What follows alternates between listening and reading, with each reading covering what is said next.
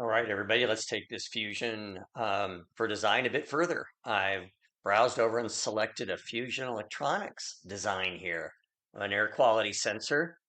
Watch this, I've opened it in Autodesk for OpenBOM design dashboard over here. Just went to design, Autodesk Fusion, click the version that I'm looking for, and watch this.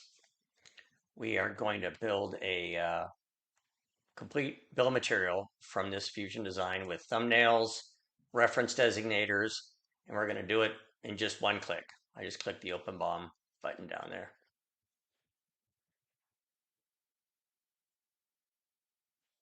Okay, we're putting it together in OpenBOM, and here it is, that quick. That was 45 seconds.